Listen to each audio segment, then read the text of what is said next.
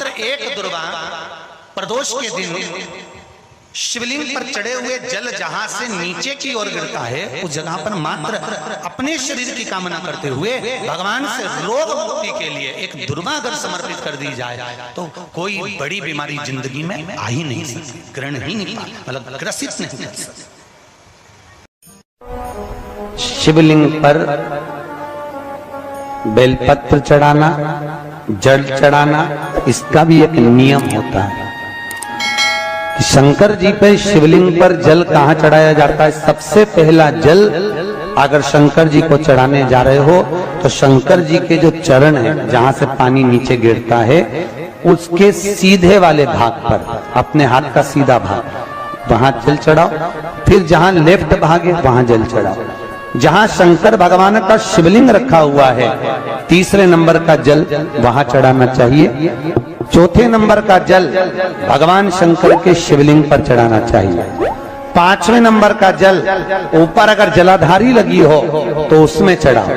नहीं हो जलाधारी तो भगवान शंकर का जहां नंदी बैठा है, नंदी का एक पांव ऊंचा रहता है, उस पांव के पास में जल चढ़ाना चाहिए। पांव जल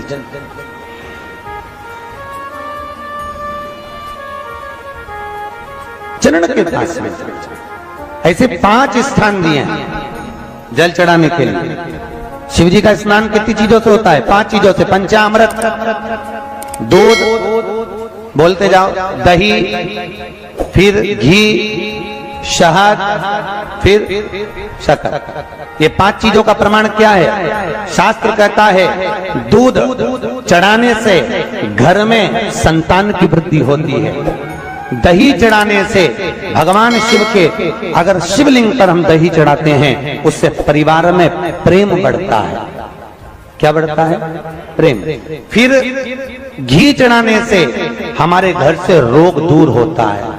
शहद चढ़ाने से, भगवान शंकर पर जो शहद चढ़ाया जाता है, वो चढ़ाने से घर में संपदा की वृद्धि होती है। और 5वें नंबर पर भगवान को शक्कर, खांड, जो आप जानते होंगे, शक्कर आदि पिसी हुई चढ़ा देने से, शिव जी को चढ़ाने से हमारे घर के बच्चे जिद्दी नहीं होते।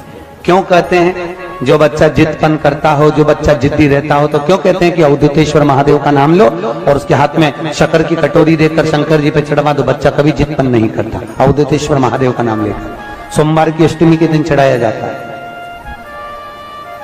सोमवार की अष्टमी को अवधूतेश्वर का नाम लेकर सूर्य नारायण भगवान को अर्घ दिया और सूर्य नारायण भगवान को अर्घ देकर जिस पात्र से अर्घ दिया था वही पात्र ले जाकर जल शिव जी को चढ़ा दिया। जैसे कल आपको कथा में कहा था कि रविवार के दिन सूर्य नारायण भगवान को अर्घ देकर सोमवार के दिन उसी पात्र से शंकर को जल चढ़ाया जाए तो जीवन में जो विघ्न आते हैं, तकलीफें आती हैं, रोग आता है, दुख आता है, कष्ट आता है, बीमारी आती है या कोई विशेष परेशानी आ जाती है, तो वो अर्घ का कलश ले जाकर उसको जब आप सूर्य को चढ़ा देंगे खाली हो जाएगा। उसी कलश को मांझना धोना नहीं, उसी को दूसरे दिन शिव जी पर ले जाकर उस जल को समर्पित कर देने पर फल की प्राप्ति।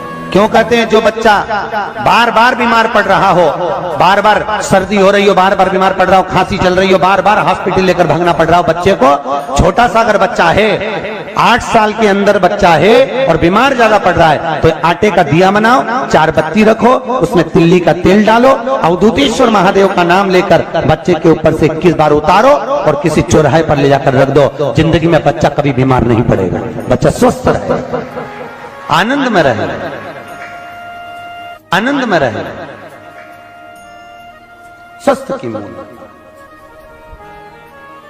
और वैसे भी प्रथम सुख, अरे बोलो तो, निरोगी काया। घर का प्रथम सुख निरोगी काया। व्यक्ति अगर धन की मूलता नहीं है, साफ पैसा अपनी जगह पर है, फिर निवेदन करता हूं, धन अपनी जगह पर पड़ा है, सबसे पहला है परिवार में सब स्वस्थ रहें, सर्वे भवन्तु।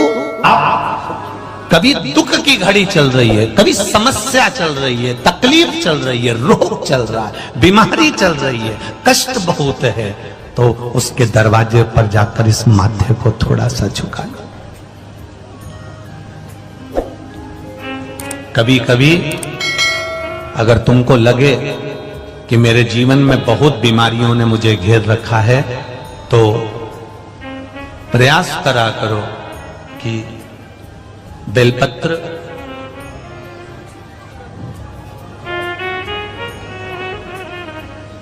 जो ये बेलपत्र होती है, इस बेलपत्र की जो ये डंडी होती है, इस बेलपत्र को अशोक सुंदरी वाली जो जगह होती है वहां पर इसका चढ़ाकर डंडी का जो भाग है वो शिवलिंग की ओर हो जाए, और यहीं से जल चढ़ाते चढ़ाते चढ़ाते चढ़ाते अशोक सुंदरी से जल चढ़ाते चढ़ाते ओमकार जैसा, ओमकार जब हम अशोक सुंदरी से चालू करेंगे तो वो जल पहले गणेश जी के पास जाएगा, फिर वापिस अशोक सुंदरी के पास आएगा, अशोक सुंदरी से कार्तिकेय के पास जाएगा, कार्तिकेय से महादेव के पास जाएगा। ऐसा ओमकार जैसा जल, जब तुम्हें लगे कि बीमारी बहुत घेर रखी है और बहुत बीमारी ने घेर लिया, कोई किडनी, कोई लीवर, कोई बहुत शरीर में कष्ट, कोई रोग बीमारी, या कहीं तुमको ऐसा लग रहा है कि मेरा गर्भ 20 साल हो गए, 22 साल हो गए, संतान नहीं, तब भी इस प्रयोग को जरूर करिएगा।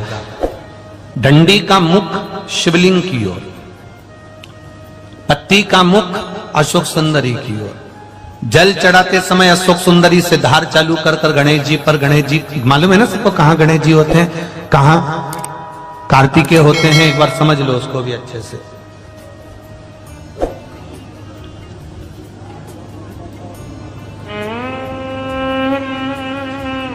ये नीचे का गोल भाग, ये जल जाने का स्थान, ये शिवलिंग, बीच में जो मोटी सी लाइन होती है वो अशोक सुंदरी का स्थान है।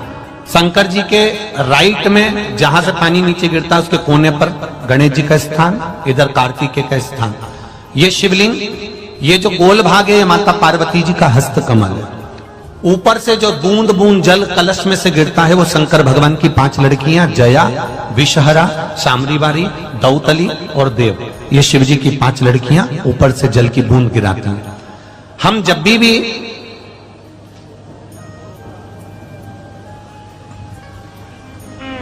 अगर इस कार्य को कर, कार्तिकेय से देवाधिदेव महादेव पर आया, ये ओम बिंदु जल है, इसको हरिओम जल भी कहते हैं।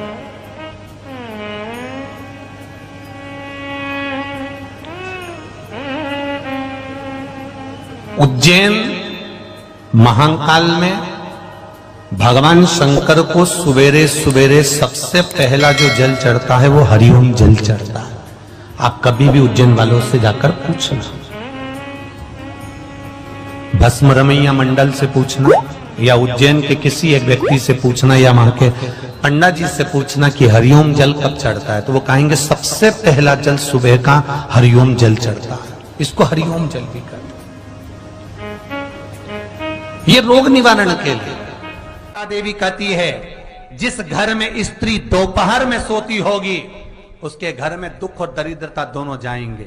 जिनके घर में कांटेदार पेड़े लगे होंगे, पौधे लगे होंगे, उनके घर में दुख और दरिद्रता दोनों जाएंगे।